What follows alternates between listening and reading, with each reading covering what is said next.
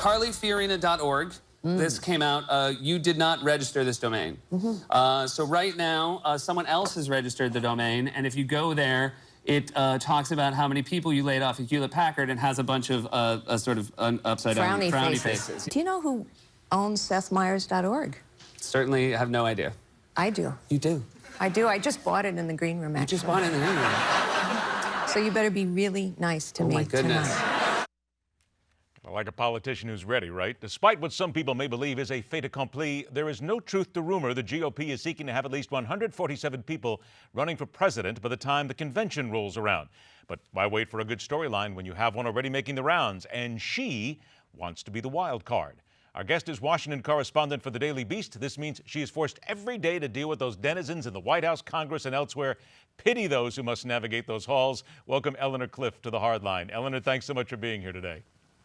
Sure, happy to be here. Always said well tongue-in-cheek when you're working around those halls. Carly Fiorina is a very interesting person if you consider, because she's come out and said, get women involved in the problem gets better, the data is clear, but as was pointed out on the show, she does not have a real exceptional record at HP. Matter of fact, a lot of money lost, a lot of jobs that were lost.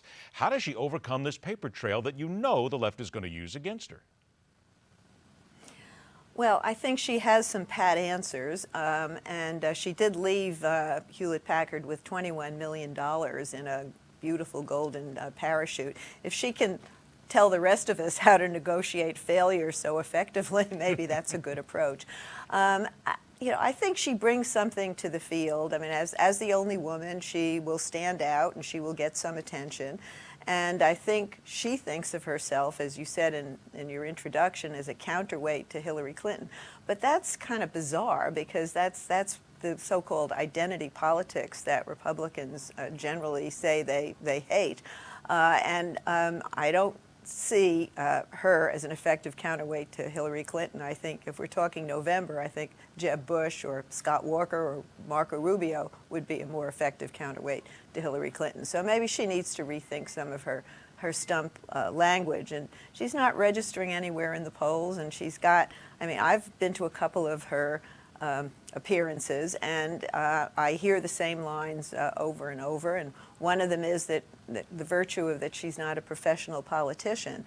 Well, she wanted to be a professional politician, and she would have been if she had won a Senate race in 2010. So I think she's got to figure out some better approaches if she wants to emerge from this campaign with enough credibility that if there is a Republican in the White House, I don't know necessarily that she would make the ticket to get there, although I think she's thinking that. But she could be the nation's first Treasury Secretary in a Republican administration. So for all the accomplishments women have made, there are still some glass ceilings left out there, and she broke one at Hewlett-Packard. I mean, she's one of the first women to succeed to that extent at a corporation in a man's world. So maybe she's got her eye on a cabinet post. And always nice. I say hooray for that. You know, good for her. Anybody who's running this light, you'd always know that there's always something down the road that they're looking for. I got about 2 minutes left. Two quick questions here. Two other candidates. Now, she's giving pat answers. Mike Huckabee is out there, and he just loves to incite and just get that base moving. But he's just a guy who's been there before. Do you really think that even Huckabee believes that he has an honest chance to be president this time? No, I think there are lots of reasons to run short of thinking you're going to be president. And the last time that he ran, he got a nice Fox News show out of it. He's become a millionaire since. I think he likes to keep his name out there. He stays relevant. You know, the evangelical part of the party loves him.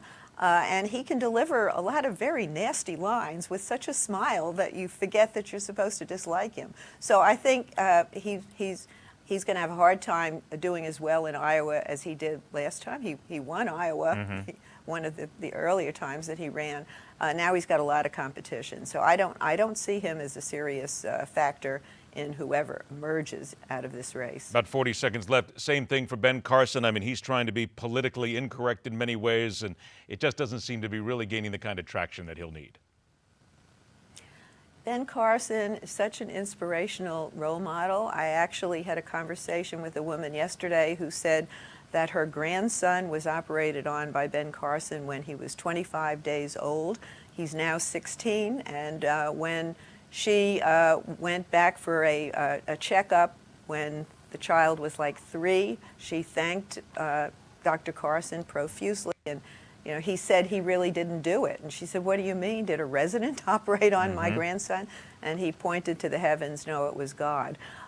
So he is an inspirational figure, motivational speaker.